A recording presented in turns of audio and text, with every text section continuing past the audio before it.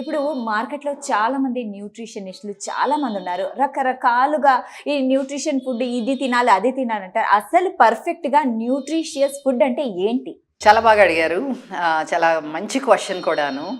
అసల నేను ఆ ప్రొఫెషన్‌లో ఉన్నా కూడాను, నాకు నేను డాక్టర్‌లాగా న్యూట్రిషనిస్ట్ అయిపోయి 10 మందికి సలహాలు ఇద్దామని గాదు. రైట్. నాకు ఫుడ్ అంటే ఇష్టము. ఆ ఫుడ్ మన ఆరోగ్యం మీద ఎలాంటి మహిమ ఉంటది అన్న అది అవగాహన ఉండటం కోసము ఉంది కాబట్టి దాన్ని ఇంకా ఇంకా చదువుకుందాం అని చెప్పి వెళ్ళాను. ఎప్పుడైతే న్యూట్రిషనిస్టులు జనాలకి ఇలా తినాలి అని చెప్పటం, లేకపోతే జనాలు జస్ట్ వాళ్ళ దగ్గరికి వెళ్ళి మేము ఎలా తినాలి, బేసిక్స్ అండి. మీరు పుట్టినప్పటి నుంచి మీ తాతలు ముత్తాతలు ఎట్లా తిన్నారు, మనకి ఇన్నేట్గా మనకి ఉంటుంది ఆ నాలెడ్జ్. అలాంటిది అంత పెద్ద రెస్పాన్సిబిలిటీ, అంత సింపుల్ ఎట్ నెసెసరీ. నీకు పుట్టుకతోటి వచ్చిన విద్యని పక్కనోడి మీద ఎట్లా పెడతావు నువ్వు? Why do you have to? నువ్వు పక్కనోళ్ళు ఎందుకు అడగాలి? కానీ ఇప్పుడు నీకు ఏం తినాలి, నీకు ఏది తింటే మంచిది అని పక్కనోళ్ళు అడగటం ఏంటి కదా? స్వయంగా మనకే తెలుసు. స్వయంగానే మీరు పుట్టుకతోనే తెలుస్తుంది పిల్లలకి. మీకు అంటే ఇప్పుడు ఎందుకు వచ్చిందంటే ప్రాసెస్డ్ ఫుడ్స్ వచ్చేయటంలోకి, మార్కెట్లోకి రకరకాల ఇన్ఫర్మేషన్ రావడంతో ఆ కన్ఫ్యూజన్ తోటి మనము ఎక్స్పర్ట్స్ దగ్గరికి వెళ్ళి అడుగుతున్నాం ఎలా తినాలి, నేనేం తినాలి, నాకు ఇలాగ వచ్చింది అది ఇది అని చెప్పేసి. లేకపోతే నీకు అసలు అవసరం లేదు, ప్రొఫెషన్ కి అసలు అవసరం లేదు. అంతే అంటారా? అంతే. అసలు ఇప్పుడు ఫర్ ఎగ్జాంపుల్ బిర్యానీ వచ్చింది, కానీ బిర్యానీలో ఎన్ని రకాలు, మండి అంటారు, chicken biryani, mutton biryani. So confuse అయిపోయారు పీపుల్. అందుకని మనకి ప్రొఫెషనల్స్ కావాల్సి వస్తుంది. ఆ ప్రొఫెషనల్స్ కూడా రకరకాలు చెప్తారు, అది ఇంకా కన్ఫ్యూజన్ వచ్చేస్తుంది జనాలకి. సో రకరకాల బిర్యానీలు ఉన్నాయి. పైగా పాత రోజుల్లో అండి బిర్యానీలు అంటే ఎప్పుడో పండగలకే తినేవాళ్ళు. ఇప్పుడు స్పెషల్గా మీకు ఇప్పుడు రోజు ఒక 4-5 చాయిస్లు ఉంటాయి. 4-5 ఏంటి, ఇంకేనో చాయిస్లు. మనం ఆ లోకంలో లేం కాబట్టి చెప్తున్నా. అంటే ఓపెన్ చేస్తే ఎన్ని రకాల చాయిస్లు ఉంటాయి. నువ్వు రోజు బిర్యానీ తినొచ్చు, రోజు బజ్జీలు వడలు తినొచ్చు, నీకు రోజు తినేలాగా నీకు అవకాశం ఉంది. అందుకని కష్టాల్లో ఉన్నాం మనం. ఎగ్జాక్ట్లీ. అయితే మేడం, మన జీర్ణ వ్యవస్థకి కూడా ఎంత ఫుడ్ బయట దొరికే ఆ ఆయిలీ ఫుడ్, ఆ ఆయిల్ కూడా 10 సార్లు వేడి చేసి తయారు చేస్తారు. అవన్నీ తినడం వల్ల ఎన్ని హెల్త్ అంటే మనకు డ్యామేజ్ అవుతుంది కదా. తప్పకుండా. ఈ కాలం వీళ్ళకి అవగాహన అనేది చాలా ఇంపార్టెంట్ కాబట్టి ఎలా తినాలంటారు? మళ్ళీ ఎక్కడికే వచ్చారు అన్నారు కదా మీరు, ఇలాగ ఎన్నిసార్లు నూనెలు కాసినవి అట్లాంటివన్నీ వద్దు అనేసి. సో ఆబ్వియస్లీ అట్లాగా తినొద్దు. ఓకే, మీకు ఇంత ఇన్ఫర్మేషన్ ఉంది, ఎన్ని రకాల చాయిస్లు ఉన్నాయి బయట, నేను ఏది చూస్ చేసుకోను అని మీకు కన్ఫ్యూజన్ ఉంటే, మీరు పాత రోజుల్లో మీ అమ్మమ్మలు నానమ్మలు వాళ్ళు ఎలా తినేవాళ్ళు అది గుర్తుపెట్టుకొని ఆ రకంగా తినండి. అంటే ఏంటి, ఆ రోజుల్లో మా వాళ్ళకి అసలు ఫుడ్డే ఎక్కువ లేదు అట్లానే అవ్వచ్చు, కానీ ఇంట్లో ఉండేవాళ్ళు. నీ బియ్యం అయితే, జొన్నలైతే, రాగులైతే ఇంట్లో చేసుకునేవాళ్ళు. రైట్. నువ్వు కూరలు వండుకుంటే అక్కడ ఏదో దొడ్లో పండించుకోవటం చేసుకోవటం, లేకపోతే పొలంలో పండి తెచ్చుకునేవాళ్ళు, లేకపోతే ఆ ఊర్లో ఉన్న చిన్న చిన్న మార్కెట్లో అంగడిలోకి వెళ్ళి తెచ్చుకుని వండుకునేవాళ్ళు. ఇప్పుడు ఎలా తింటున్నారు? డబ్బులు ఉన్న వాళ్ళు ఆన్లైన్లో ఆర్డర్లు పెడుతున్నారు. అట్లాగా లేని వాళ్ళు దారిలో ఏ బండి ఉంటే ఆ బండిలోకి తింటున్నారు. అంతేగాని నువ్వు ముందు రోజే ప్లాన్ చేసుకుని దాంట్లో అన్నం మిగిలిపోయిందా, దాంట్లో నీళ్లు పోసుకుని రేపొద్దున అందులో కాస్త పచ్చడి నంచుకుని తినేసి వెళ్ళిపోదాం అన్నవాడు ఎవడున్నాడు ఈ రోజుల్లో? అది కరెక్ట్ తినటం. ఇంత అడ్వాన్స్మెంట్ వచ్చినా కూడా మనకి ఎక్కడ ప్రపంచంలో, మన దేశంలో కాదు ఏ దేశంలో కూడాను ఫుడ్లో, హ్యూమన్ బాడీలో అడ్వాన్స్మెంట్ ఏంటి, ఫుడ్లో అడ్వాన్స్మెంట్ ఏంటి? కరెక్ట్ కదా. అది ప్రకృతి సిద్ధంగా పెరిగినవి. అవి మనము ప్రకృతి సిద్ధంగా వాడుకోవాలి ఏ టైంకి ఎలాగా అన్నది. So that simple. కన్ఫ్యూజ్ అవ్వద్దు. ఆ సీసానా, ఈ బాక్సా, ఈ బాటిలా, ఏమీ కాదు. అది నేచర్ నుంచి వచ్చిందా, అది మనకి అర్థమవుతుందా?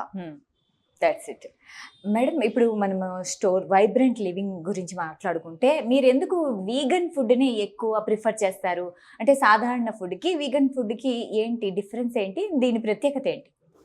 వీగన్ ఫుడ్ అన్నది ఈ మధ్య చాలా పాపులర్ అయ్యింది, కానీ మనం 15 ఏళ్ల నుంచి ఇదే చేస్తున్నాము. నేను ప్రతి ఒక్కళ్ళని వీగన్ అయిపోమని అనను, ఓకే. కాకపోతే నేను 15 ఏళ్ల క్రితం ఈ సంస్థ మొదలుపెట్టినప్పుడు ఎందుకు మొదలుపెట్టాను అంటే, నేను చదువుకోవడానికి అలాగా వేరే దేశాలు వెళ్ళిపోయినప్పటికి నాకు 21 సంవత్సరాలే. ఇప్పుడు ఆల్మోస్ట్ 60 ఉన్నాయంటే మీకు ఇమాజిన్ ఎన్ని సంవత్సరాల క్రితం అది. ఆ రోజుల్లో ఇంట్లో భోజనం ఉండేది అంతే. మహా అయితే ఎప్పుడైనా బయట నుంచి బజ్జీలు తెచ్చుకోవడం, ఎప్పుడైనా ఏదో పప్పు వాళ్ళు అయ్యి ఉండే ఇంతంత బుల్లివి, 10 రూపాయలకో 5 రూపాయలకో ఇన్ని వచ్చాయి అనమాట. అట్లా అలాంటి ఎప్పుడో అలాంటి తప్ప మీద అంతా ఇంట్లోనే వండుకోవటం కూడా మైదాలు అట్లా అన్నీ ఎక్కువ ఉండేవి కాదు అసలు. నాకు అసలు I think I remember when maida became maida, మళ్ళీ ఈ సెమలినా మన ఉప్మా ఇది ఉంటది సూజీ అవన్నీ ఎప్పుడు వచ్చినాయి కూడా. ఆ ముందు కాలంలో ఏం చేసేవాళ్ళంటే బియ్యం నూకలతోటి ఉప్మా చేసుకునేవాళ్ళు, అంతేకాని ఇలాంటివన్నీ వచ్చాయి కదా. సో ఆ రోజుల్లో అప్పుడప్పుడే వస్తున్నాయి అనమాట. కానీ మన ఇళ్లలో అంతా మంచిగా తినేవాళ్ళు, మంచిగా అంటే నేచురల్ గా తినేవాళ్ళు. సో నేను ఇతర దేశాలు వెళ్ళిపోయాక మనం ఎలాగ అభివృద్ధి అయ్యాము, అభివృద్ధి అనేది maybe not a right word in here, ఎలాగ మనం మారిపోయాము అన్నది నాకు తెలియదు. తెలియకుండా నేను అనుకుంటునేదాన్ని అందరూ మంచిగా తింటున్నారు అనుకునేదాన్ని. కాకపోతే మన వాళ్ళు ఏమీ మంచిగా తింటలేదు, రకరకాల ప్రాసెస్ ఫుడ్స్ తింటున్నారు. అన్నిటికన్నా ముఖ్యంగా నేను కూడా మాంసాహారి ఫ్యామిలీ నుంచే పుట్టాను. కాకపోతే మేము వారానికి ఒకసారి తినేవాళ్ళం. ఈ కూరగాయల మీద, పళ్ళు, ఈ ధాన్యాలు, లెంటిల్స్, లెగ్యూమ్స్ ఇవి ఎంత ముఖ్యమని నేర్చుకుని నేనున్నాను. చూస్తూ మన వాళ్ళు అలాగా మాంసాలు తినేస్తూ ఏదో ఒకటి చెయ్యాలి. అందరూ వెయిట్ ప్రాబ్లం అంటారు, హార్మోన్స్ ప్రాబ్లమ్స్ అంటారు, క్రానిక్ ఇల్నెసెస్, డయాబెటీస్, చాలా మందికి ఇంకా క్యాన్సర్లు, ఇవన్నీ అసలు నాకు షేక్ అయ్యాను. మనం ఈ పరిస్థితిలో ఉన్నామా, మన దేశం ఇట్లాగా ఉందా అనేసి. సో నేను అనుకున్నాను ఎడ్యుకేట్ చేయాలి అని చెప్పి I was only educating, not on vegan food. మీరు అడిగిన క్వశ్చన్కి నాట్ ఆన్ వీగన్ ఫుడ్, ఎలాగ తినాలి మనము, ఏది తింటే మనం ఆరోగ్యకరంగా ఉంటాము, ఏది తింటే మనకి గట్ బాగుంటుంది, ఎలాగ తింటే మనకి ఆనందంగా ఉంటాము, ఈ బరువుల గురించి కింద మీద పడకుండా హార్మోనల్ ప్రాబ్లమ్స్ లేకుండా ఎలా ఉండాలని టాక్స్ అండ్ వర్క్ షాప్స్ ఇస్తుండే. ఆ టైంలో జనాలు కొంచెం పుష్ చేశారు, ఏంటి కొంచెం కిచెన్ పెట్టండి, మీరైతే ఇంత ఈజీగా చెప్తున్నారు కానీ ఎలా తెలియదు. నేను వర్క్ షాప్స్ ఇచ్చేదాన్ని. నేనేంటంటే వర్క్ షాప్స్ ఇచ్చేదాన్ని ఏంటంటే నా ఇదేంటంటే మీరు వంటింట్లోకి వెళ్ళాలి, వంటింట్లోకి వెళ్ళి వండాలి, ఎవరి మీద ఆధారపడటం ఏంటి అందరికీ తెలియాలి.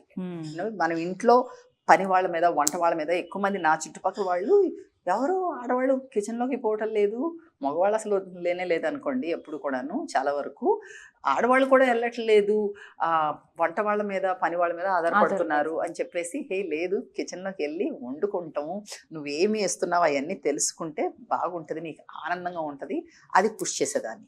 సో చాలా మంది నేర్చుకోవడానికి వచ్చేవాళ్ళు, అన్ని రకాల వాళ్ళు కూడా. కాకపోతే కన్సిస్టెంట్గా ఇంట్లో చేసుకోవడానికి వాళ్ళకి అలవాటు లేదుగా. రెండోది బిజినెస్లు, జాబ్లు, ప్రొఫెషన్స్. సో దానివల్ల అన్ని రకాల వల్ల నన్ను పుష్ చేసేటప్పటికి నేను కిచెన్ మొదలు పెడదాం అనుకున్నప్పుడు నాకు అనిపించింది, నేనెందుకు మాంసం పెడతా, నువ్వే తింటున్నావుగా సరిపడా కదా, బయట ఎలాగో దొరుకుతుంది తింటున్నావు. పైగా నేను మాంసం తినను, నేను వీగన్ కాదు అప్పటికి, కానీ మాంసాలు అయితే నేను 17 సంవత్సరాలకే మానేశాను. నేను తినంది ఇంట్లో కూడా వండేదాన్ని కాదు ఎవరి కోసం కూడాను, కాబట్టి నేను అది ఎలాగూ పెట్టను. కాకపోతే ఆ రోజుల్లో గుడ్డులు, పాలు అట్లాంటివన్నీ నా డైట్లో ఉండేది. సో ఇంట్లో వాళ్ళు కూడా అడిగారు, నువ్వు తింటావు కదా ఎందుకు పెట్టద్దు అని. నేను ఆ స్వచ్ఛమైన పాలు ఎక్కడి నుంచి తీసుకొస్తా, ఆ స్వచ్ఛమైన గుడ్లు ఎక్కడి నుంచి తీసుకొస్తా, రైట్? నేను స్వచ్ఛంగా లేకపోతే నేను బిజినెస్ చేయాల్సిన పని లేదు, ఆ రెస్పాన్సిబిలిటీ నేను తీసుకోను.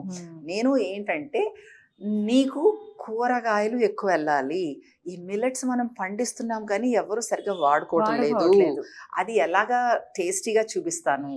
దట్ ఈస్ నేను ఏ ఫుడ్ అయినా కూడా నాకు ఎప్పుడు కూడా నాలో ఒక విద్య ఉంది అంటే హెల్తీ ఫుడ్ని టేస్టీగా చూపించడం.